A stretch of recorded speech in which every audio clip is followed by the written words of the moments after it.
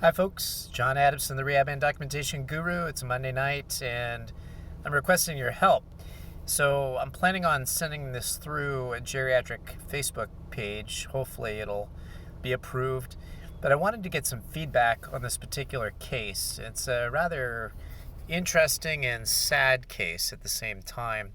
So I saw a patient today I'd never seen before. I was covering for another therapist and doing a reassessment. Patient's in his 30s. So he's young. He is morbidly obese. His BMI is around 41. He was involved, he had a TBI about 2 years ago. And from what I can tell, he's not sure exactly how he landed, but it seems like he landed on the back of his head. And then he's had numerous concussions, apparently. So on top of his traumatic brain injury, he's had numerous concussions. And since that time, he's been unable to work. And recently, he was admitted to home health because of syncopal episodes. And so he's got cardiac issues, and they've been looking at it. He's had issues with tachycardia. He's just miserable. And I went to see him today, and first time I'd ever seen him. He's not seen anybody since his initial eval. Multiple missed visits, multiple falls. Supposed to be wearing a helmet and he had a fall over the weekend. So anyway, I'm looking at him, and I always look at the three systems of afferent balance: visual, vestibular, and somatosensation. And this guy, he's got massive vestibular issues. So let me describe what's going on with him. He cannot do vestibular ocular reflex at all. He can't stabilize his gaze and turn his head in any direction at all. He can't visually gaze with a stationary head and track, like, tracking fingers and stuff like that at all. And I'm a little bit rusty on vestibular, and so this is where I'm wanting help.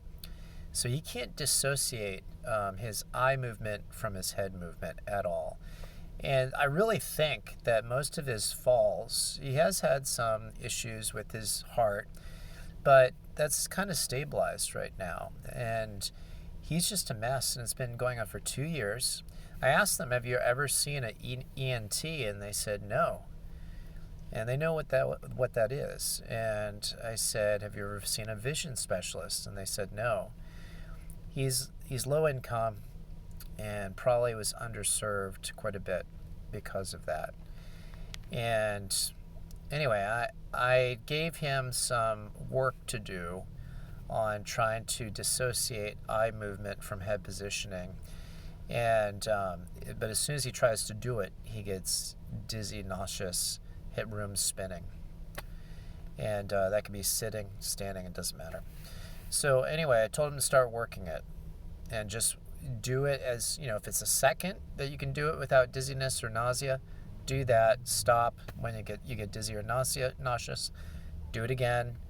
Try to do that multiple times through the day. And I didn't get into any other stuff with him. I know it's possible that accommodation exercises may help, but given the fact that we're going on like 2 years now, he's had this issue, I know that once you become really chronic like that, doing some of the like Samant and Epley maneuvers may not be effective. But this is where I want feedback. So suggestions. I've been trying to brush up a little bit as I've been driving along, listening to this one therapist who's an expert in the area talk about it. But any feedback would be helpful. And this is where we increase our collective knowledge. So feel free to leave comments, suggestions below, and I will feature some of those comments perhaps in a future video.